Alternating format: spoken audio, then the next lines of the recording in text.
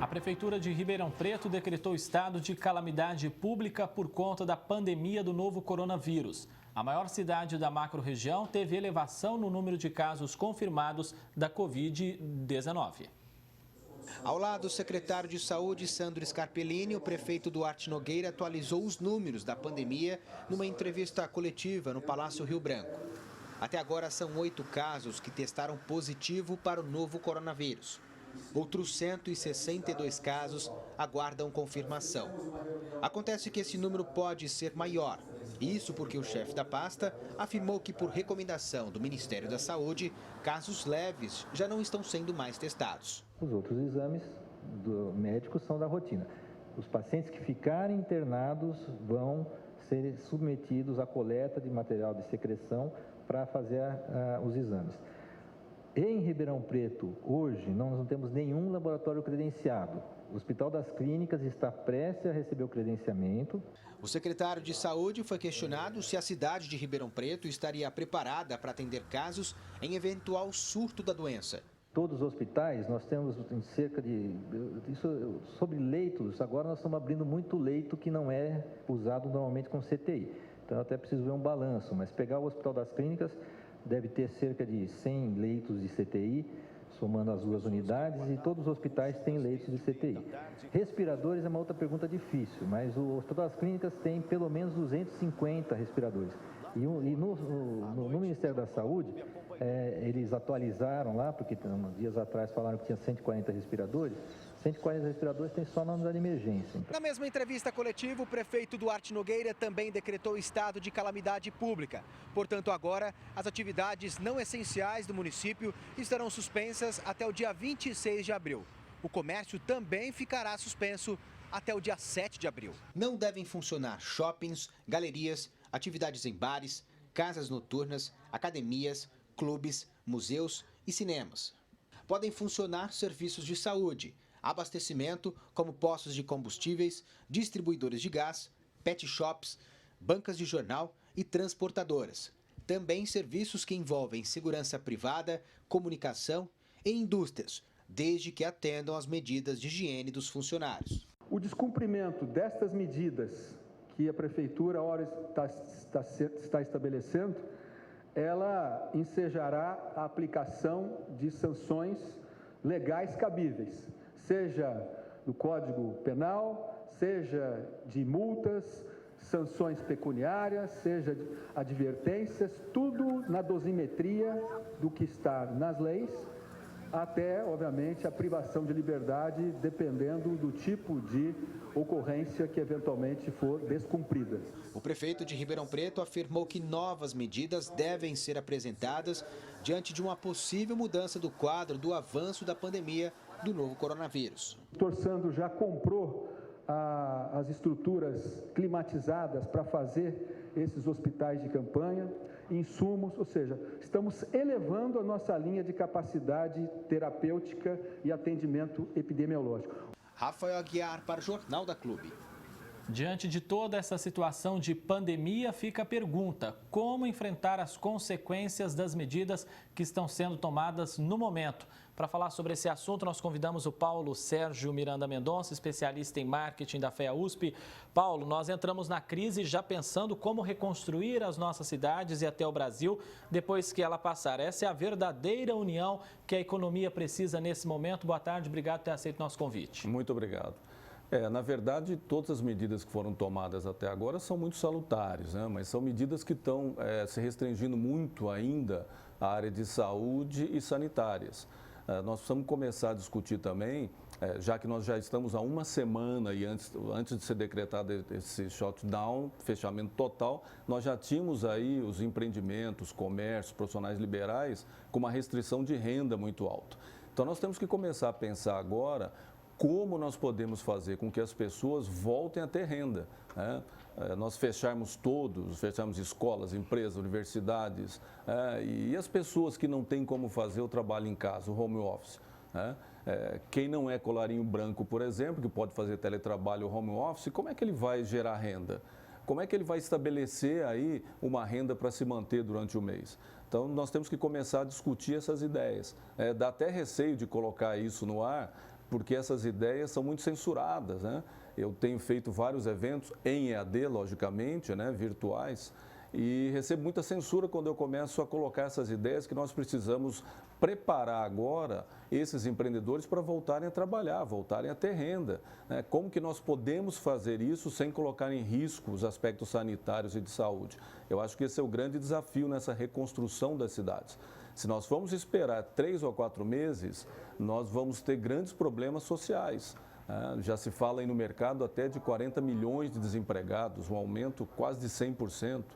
Então, é uma preocupação da perspectiva de quem está na área de negócios é como nós vamos voltar a fazer com que esses empreendedores tenham renda. E quando a gente fala de negócio, muita gente pensa nas grandes corporações, nas grandes empresas. Não, 75% a 80% dos negócios no Brasil são de pequenos empreendedores. É o cabeleireiro, é o podólogo, é o pedreiro, que já tem uma empresa pequena de construção. Eles não têm como fazer home office, não têm como fazer teletrabalho. E eles precisam ter renda porque eles precisam colocar comida em casa. Então, acho que nós já estamos entrando na segunda semana, eu não vi ainda os órgãos de Estado, prefeituras, governos e mesmo em nível federal, começar a fazer essa discussão. Né? Ontem teve até uma medida provisória que foi rapidamente censurada, né? Nem se discutiu, nem se tentou aprimorar essa medida provisória, que traria algum alento às pessoas que estão em casa já pensando na sua carta de demissão, porque vai ser inevitável, né?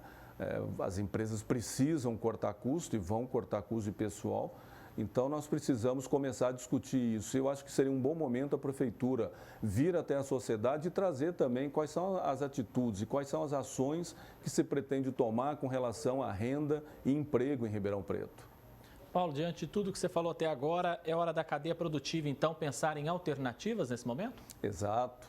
Eu já tenho lido e tenho visto vários vídeos de médicos americanos já discutindo intervenções mais cirúrgicas na contenção desse vírus e a liberação de pelo menos parte dos negócios para que eles continuem sendo implementados, para que as pessoas comecem a ter renda novamente. Porque essa semana de shutdown, aí, de tudo fechado, nós vamos começar a ter problemas. Lá pela quarta, quinta-feira, as pessoas vão começar a ver que não tem mais a renda para comprar alimentos, medicamentos, e outras coisas que servem para a sua sobrevivência. E vão querer começar a sair de casa. E aí nós vamos responder com o quê? Com a polícia? Com a repressão? As pessoas precisam ter renda. Então, eu acho que isso é urgente. Eu acho que grande parte de nós, da sociedade, pelo menos a sociedade mais informada, já tem de forma genérica um conhecimento sobre a prevenção para esse vírus e agora nós temos que passar para um outro nível, começar a discutir como as pessoas podem voltar às suas atividades de maneira segura, mas de maneira a começar a gerar renda novamente aí para as famílias. Paulo, da maneira como nós estamos discutindo o assunto hoje, é preciso um cuidado para que o remédio que ao invés de curar o paciente, pode matar esse paciente? É preciso ter uma dosagem, então? Perfeito, a sua colocação é perfeita, é exatamente isso. Eu acho que nós precisamos agora começar a ter políticas públicas que não sejam dependentes apenas do Estado, né? O Estado está sendo colocado agora como grande baluarte, ele vai ter que sustentar todas as empresas, todas as famílias. Não, nós não temos uma estrutura fiscal para isso. Nós não somos os Estados Unidos, em que o Trump está mandando $3.000 para as famílias, né? Ou a Inglaterra que está mandando 2.500 libras, ou a Europa inteira que tem um colchão social. Então, não dá para a gente se espelhar nesses países que são mais desenvolvidos e que têm políticas sociais mais efetivas que nós. Nós precisamos começar a criar dentro da sociedade, né, com o Estado participando, esse remédio que você falou, para que a gente não mate o paciente com um remédio que é pior do que aquele que ele está tomando para a doença. Muito se fala, nesse momento, em pensar em agir também com positividade. Como manter os pés no chão em plena uma crise como essa? Eu acho que você, pensando naqueles que podem, né, ficar em casa, que podem ter um teletrabalho, é você manter a sua rotina. Se você fazer exercício físico às 6 da manhã, continue fazendo às 6 da manhã o seu exercício, só que indoor. Se você tomava o seu café às 7h30 e se preparava para o trabalho, continue fazendo isso. E aproveite o tempo que você está com a sua família, com os seus filhos, para se aproximar cada vez mais. Essa vida corrida que nós temos, a gente acaba se afastando um pouco desses entes. É o momento de voltar até isso. E a positividade vai vir pela endorfina, pela dopamina, de afeto trocado dentro da família, com os amigos. E tente não ficar olhando muito, me desculpem, mas a imprensa está com um tom muito sensacionalista, muito alarmista, não traz opções para nós, só fala de como o problema está se agravando. Tente ouvir música, tente assistir filmes, tente espairecer. Acho que isso começa a fazer com que a cabeça melhore. O fechamento de cidades de alguns municípios, como a gente está vendo acontecer em algumas cidades da macro-região, é positivo na visão do senhor? Não, acredito que não.